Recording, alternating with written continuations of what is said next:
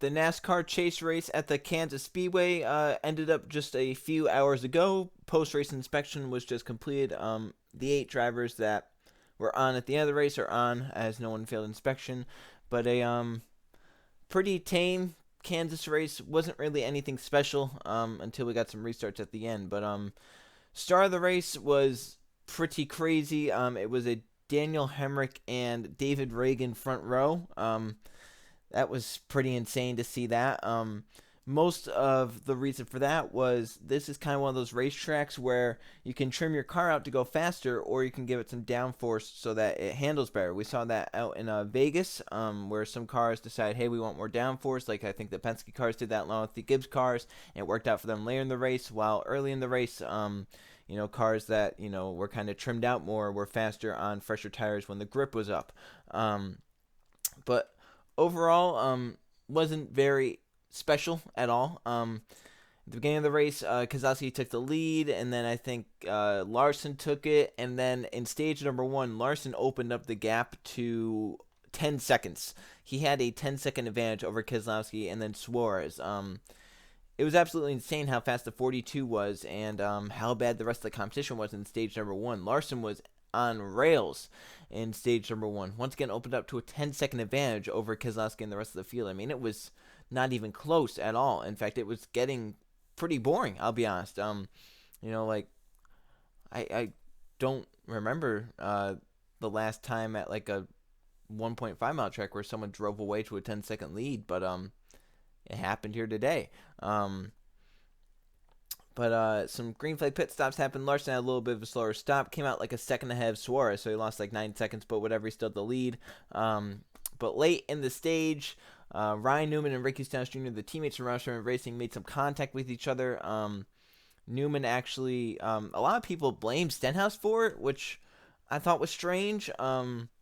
Because literally on the replay, it shows Newman coming up. Stenhouse held his line, Newman coming up and hitting Stenhouse, and they got into the wall, ended Newman's day short.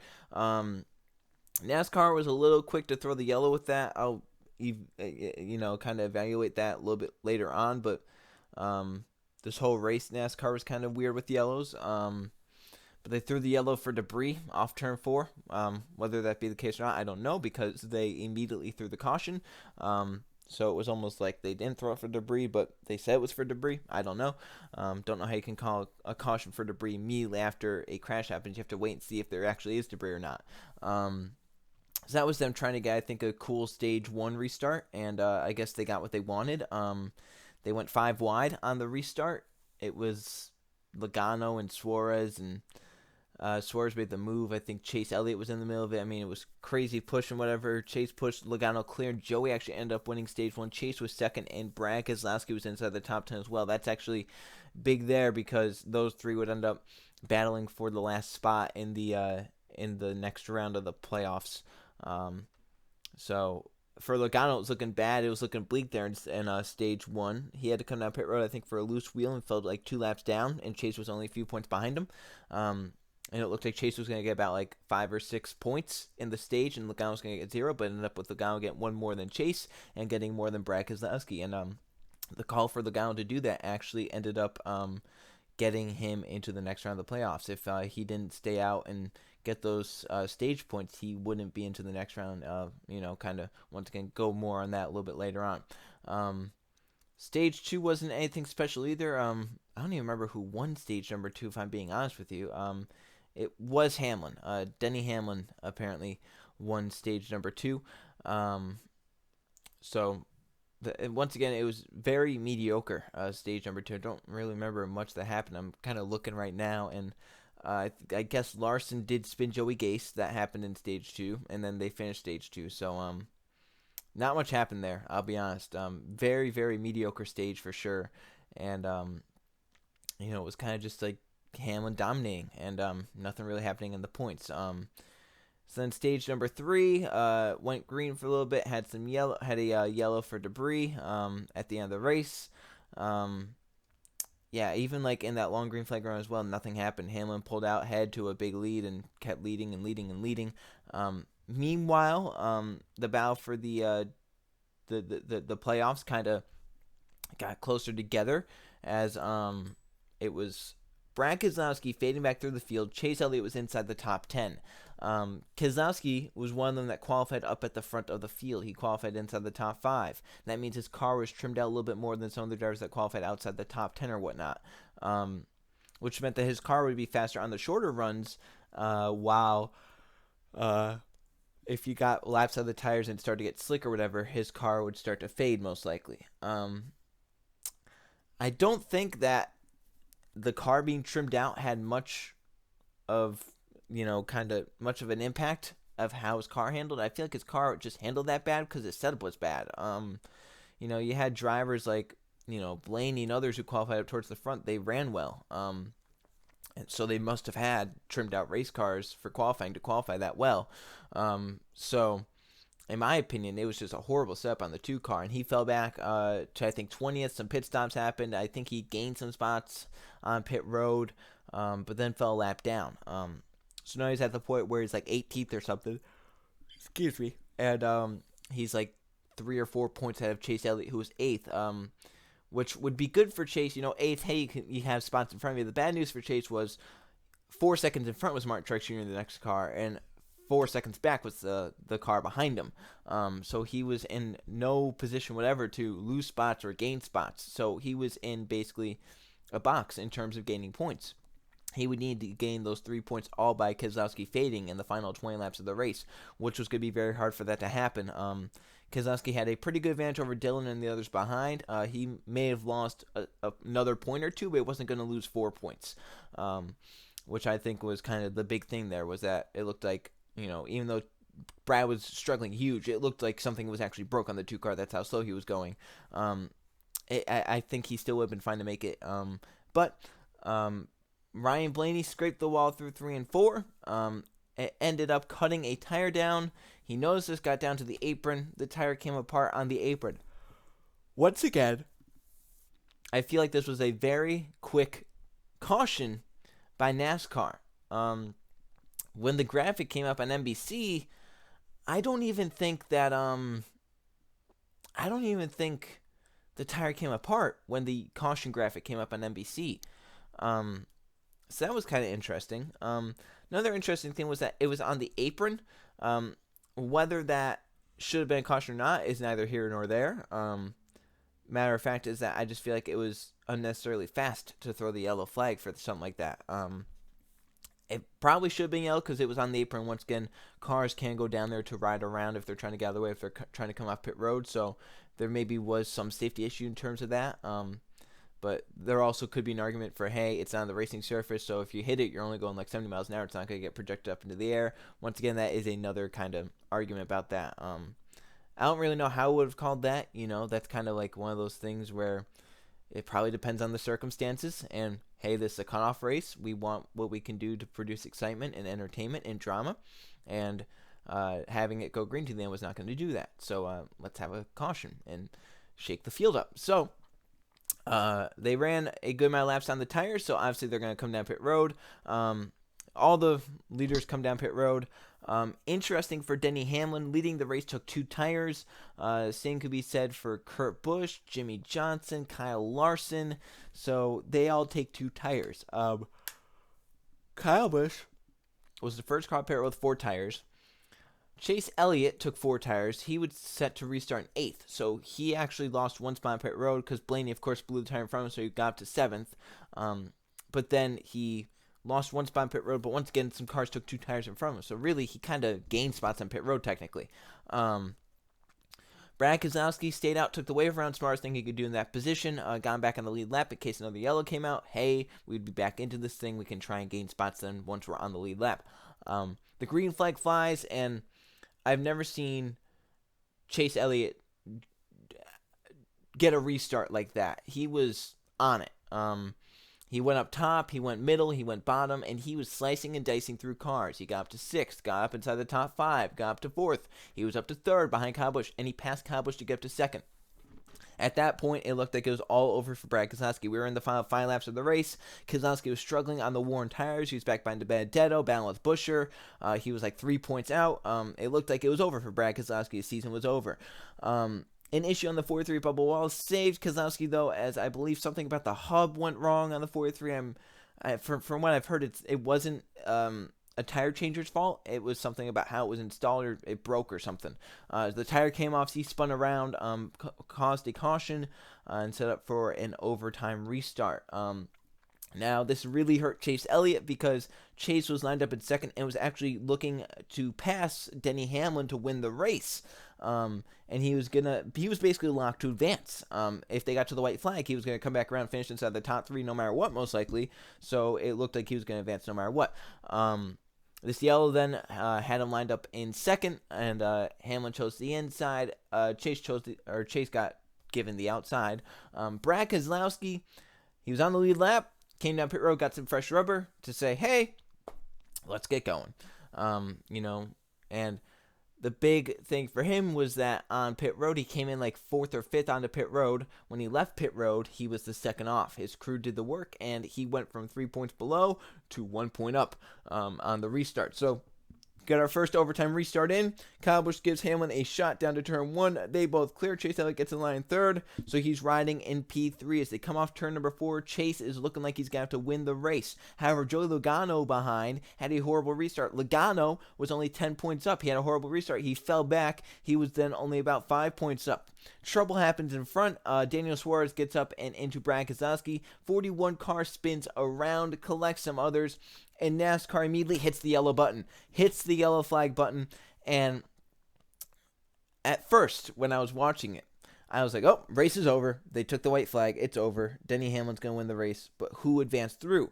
Because Joey Logano was involved in the crash. Joey Logano was only a few points above the cutoff at that point. So it was looking dire for the 22 car. He had damage, and, he had spun around. He was going to be like the last car in the lead lap or something.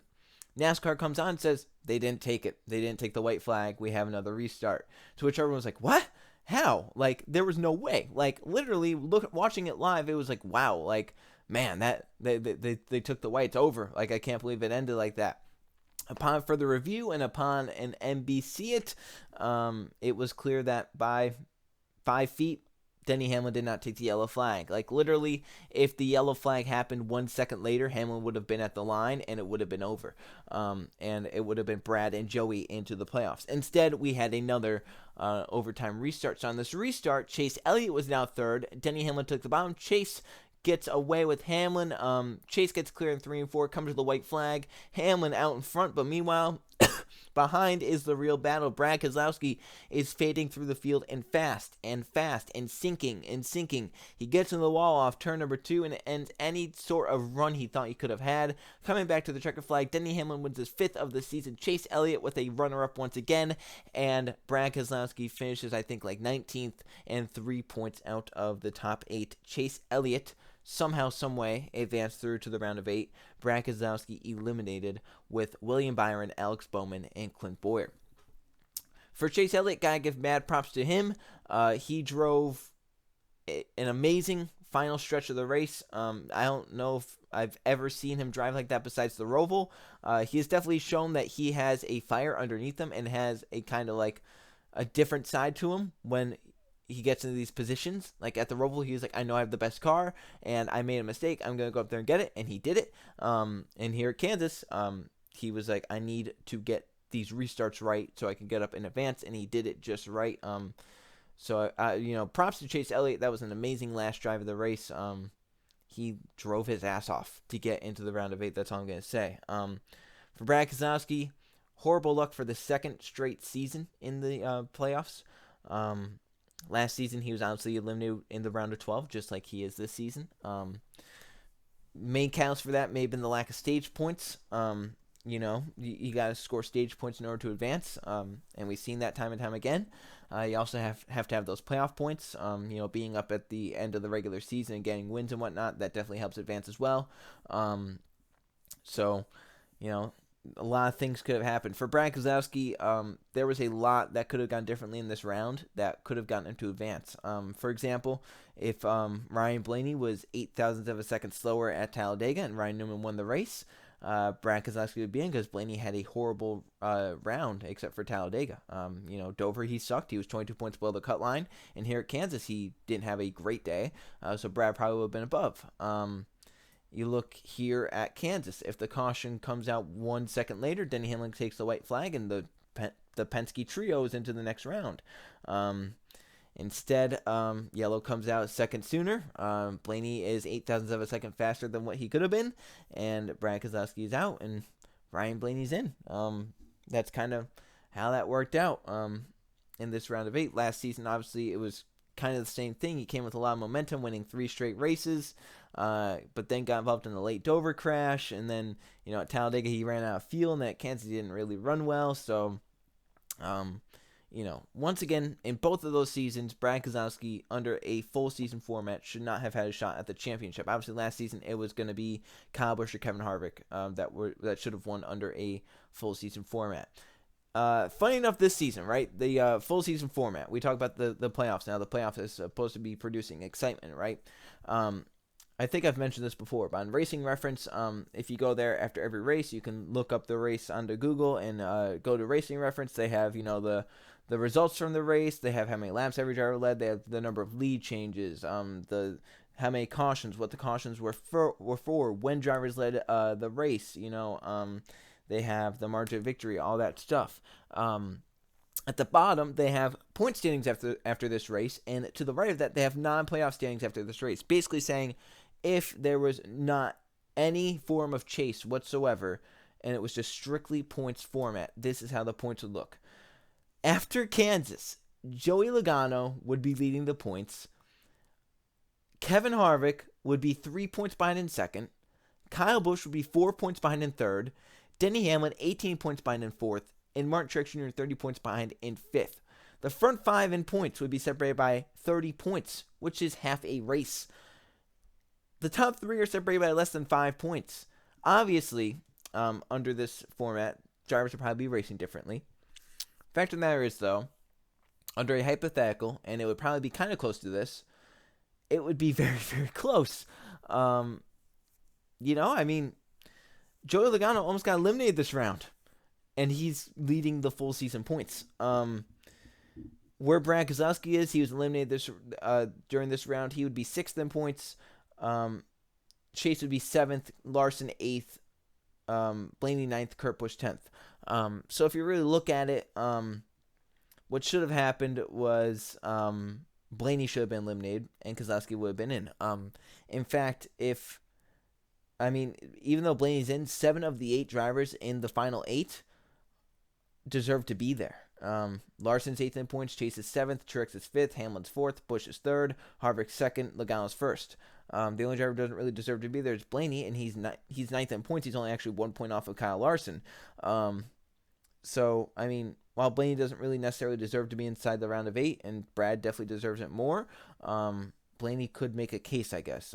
It's kind of like Kurt Busch, who was eliminated in the first round. Even though he's not a championship contender, he still deserved to at least make the round of 8, or at least the round of 12. But that's just how it goes in this playoff format.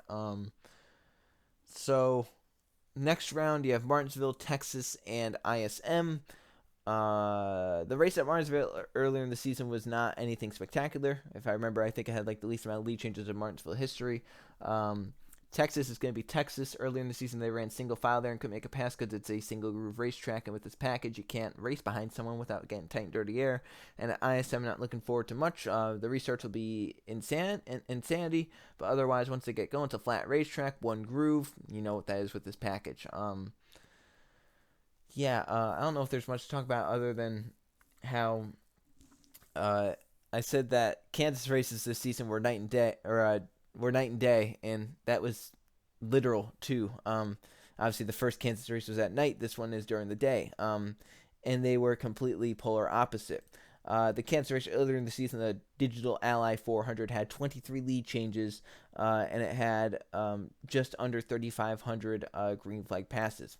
This race, the Hollywood Casino 400, had 15 lead changes, and it had only a little over 3,000 green flag passes.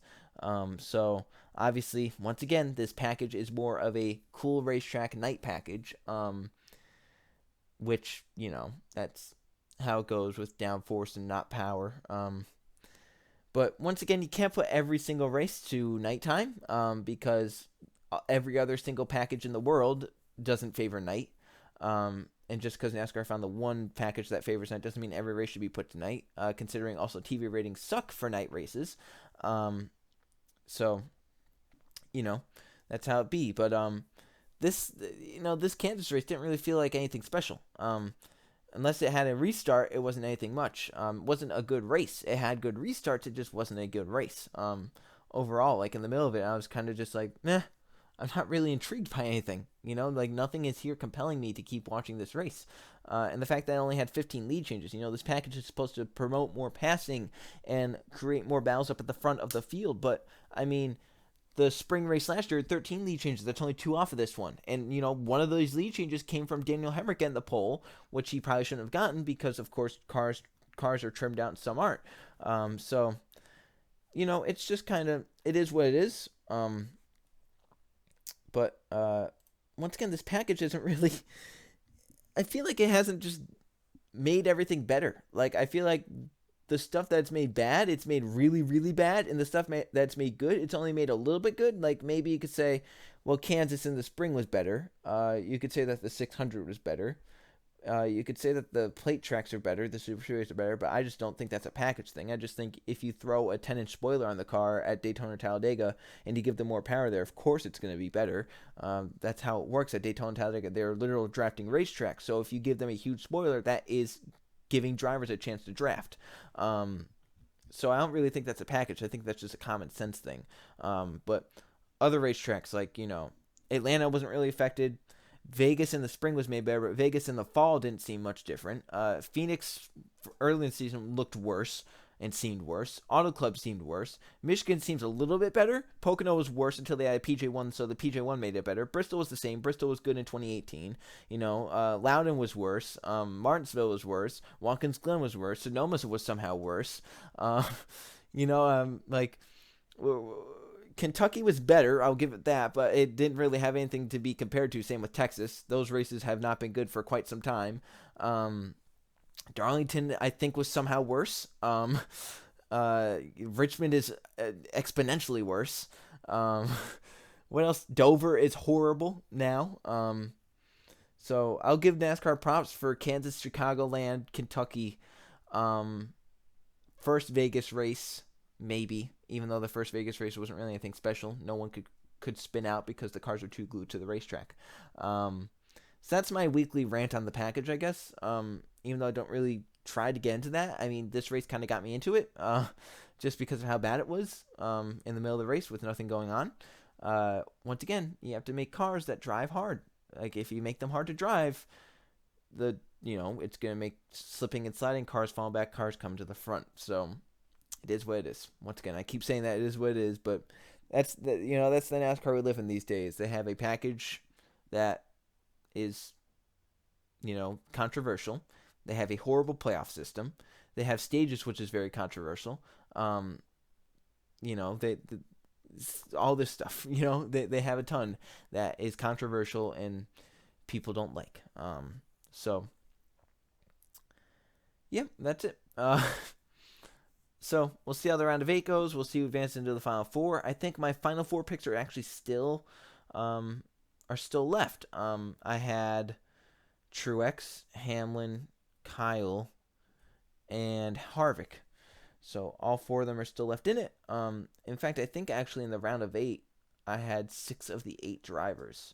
I think I had Kurt and Jones advancing, but Larson and Blaney advanced instead. So that's a slight difference. We'll see how this round goes. We'll see who wins Martinsville, if it's a chase driver or not. Playoff driver, sorry, I can't say chase.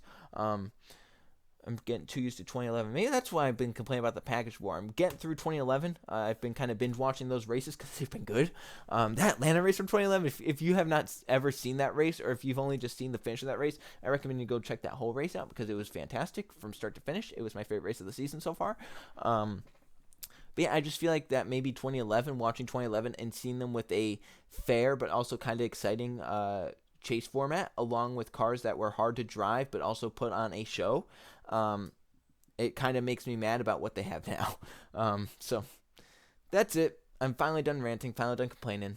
At least I'm not someone who says they're gonna quit watching NASCAR because Brandon Jones won, and they're gonna be watching next week anyway. Um, yeah, maybe I'll talk about the Xfinity race in another video because that race was crazy. Talk about this week in NASCAR because it's been crazy. Thanks for watching. I'll see you guys for the next video.